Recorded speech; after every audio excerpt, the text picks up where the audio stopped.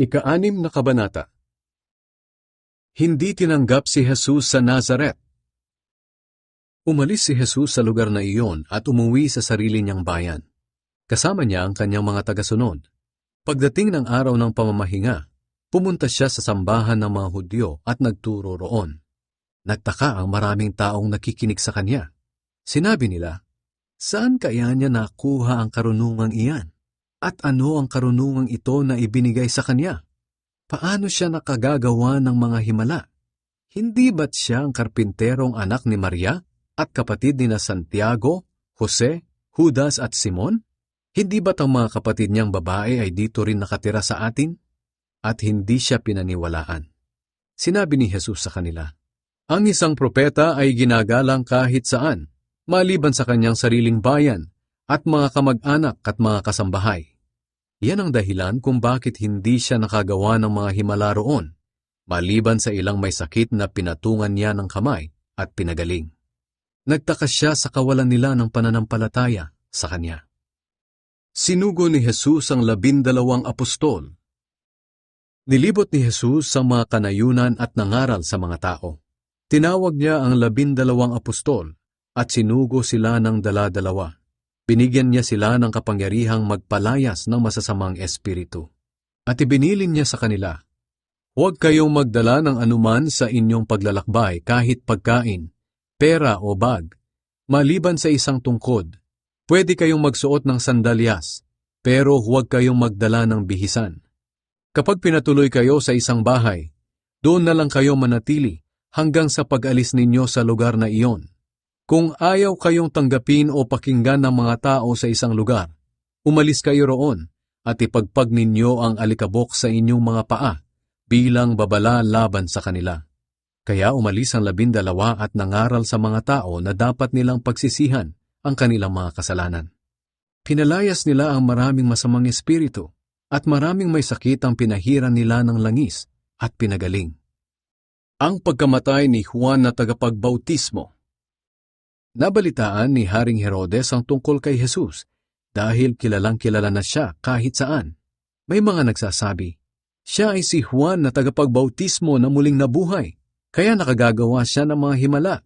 Ang sabi naman ng iba, siya ay si Elias. At may mga nagsasabi rin na siya ay isang propeta, na tulad ng mga propeta noong unang panahon. Pero nang mabalitaan ni Herodes ang mga sinabing iyon ng mga tao, sinabi niyang, "Muling nabuhay si Juan na pinapugutan ko ng ulo."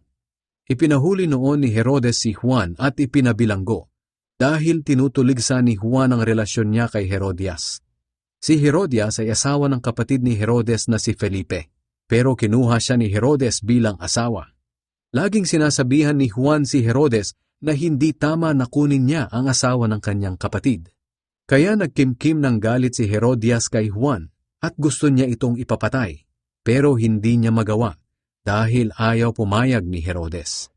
Takot si Herodes kay Juan dahil alam niyang matuwid at mabuting tao si Juan. Kaya ipinagtatanggol niya ito. Kahit nababagabag siya sa mga sinasabi ni Juan, gustong-gusto pa rin niyang makinig dito.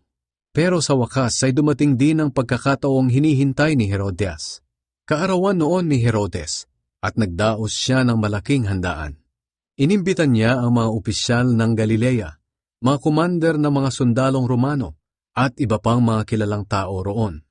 Nang oras na ng kasiyahan, pumasok ang anak na babae ni Herodias at nagsayaw. Labis na nasiyahan si Herodes at ang mga bisita niya. Kaya sinabi ni Herodes sa dalaga, "Humingi ka sa akin ng kahit anong gusto mo at ibibigay ko." At sumumpa pa siya na ibibigay niya sa dalaga kahit ang kalahati pa ng kanyang kaharian. Lumabas muna ang dalaga at tinanong ang kanyang ina kung ano ang hihilingin niya. Sinabihan siya ng kanyang ina na hingin ang ulo ni Juan na tagapagbautismo. Kaya dali-daling bumalik ang dalaga sa hari at sinabi, "Gusto ko pong ibigay ninyo sa akin ngayon din ang ulo ni Juan na tagapagbautismo na nakalagay sa isang bandehado." Labis itong ikinalungkot ng hari. Pero dahil nangako siya sa harap ng mga bisita niya, hindi siya makatanggi sa dalaga. Kaya pinapunta niya agad sa bilangguan ang isang sundalo upang dalhin sa kanya ang ulo ni Juan. Pumunta ang sundalo sa bilangguan at pinugutan ng ulo si Juan. Inilagay niya ang ulo sa bandehado at ibinigay sa dalaga. At ibinigay naman ito ng dalaga sa kanyang ina. Nang mabalitaan ng mga tagasunod ni Juan ang nangyari, kinuha nila ang kanyang bangkay at inilibing. Pinakain ni Jesus ang 5,000 tao. Bumalik ang mga apostol na inutusan ni Jesus na mangaral at ikinuwento nila sa kanya ang lahat ng ginawa at ipinangaral nila. Dahil sa dami ng mga taong dumarating at umaalis, wala na silang panahon kahit kumain man lang. Kaya sinabi ni Jesus sa mga tagasunod niya, "Iwan muna natin ang mga taong ito. Pumunta tayo sa ilang para makapagpahinga." Kaya sumakay sila sa isang bangka at pumunta sa isang ilang. Pero marami ang nakakita at nakakilala sa kanila noong umalis sila. Kaya mabilis namang naglakad ang mga tao mula sa iba't ibang bayan, papunta sa lugar na pupuntahan ni na Jesus. At nauna pa silang dumating doon. Kaya nang bumaba si Jesus sa bangka, nakita niya ang napakaraming tao. Naawa siya sa kanila dahil para silang mga tupa na walang pastol. Kaya tinuruan niya sila ng maraming bagay. Nang dapit hapon na, lumapit kay Jesus ang mga tagasunod niya at sinabi, "Nasa ilang po tayo at malapit ng gumabi.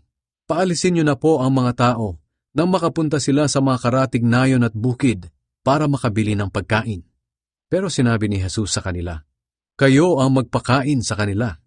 Sumagot sila, "Aabutin po ng 8 buwang sahod ang gagastusin para sa kanila.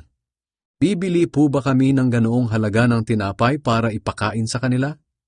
Tinanong sila ni Jesus, "Ilan ba ang dala ninyong tinapay?" "Sige, tingnan nga ninyo." Tiningnan nga nila at sinabi kay Jesus, "Mayroon po tayong 5 tinapay at 2 isda." Pagkatapos, inutusan ni Jesus ang kanyang mga alagad na paupuin ng grupo-grupo ang mga tao sa damuhan.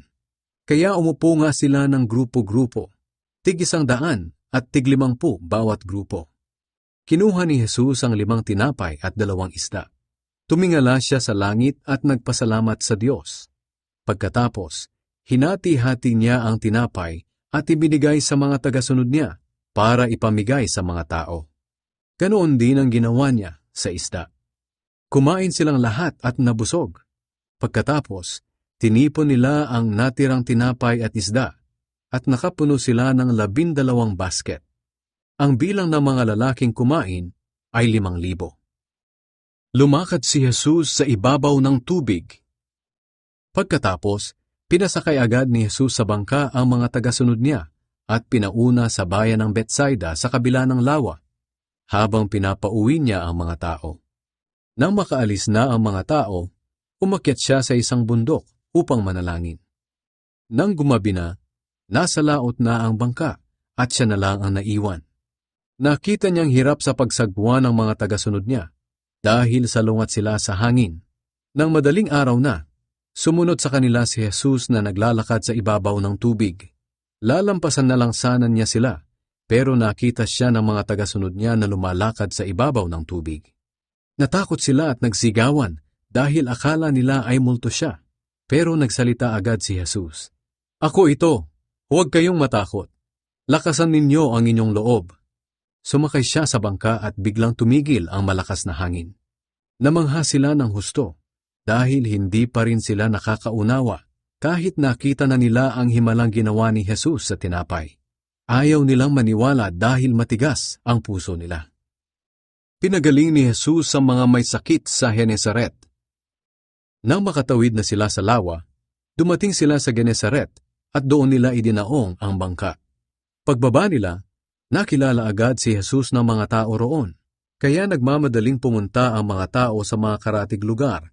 Inilagay sa mga higaan ng mga may sakit at dinala kay Jesus saan man nila mabalitaang naroon siya. Kahit saan siya pumunta, sa nayon, sa bayan o sa kabukiran, dinadala ng mga tao ang mga may sakit sa kanila sa mga lugar na pinagtitipunan ng mga tao. Nagmamakaawa sila kay Jesus na kung maaari ay pahipuin niya ang mga may sakit kahit man lang sa laylayan ng kanyang damit. At ang lahat ng nakahipo ay gumaling.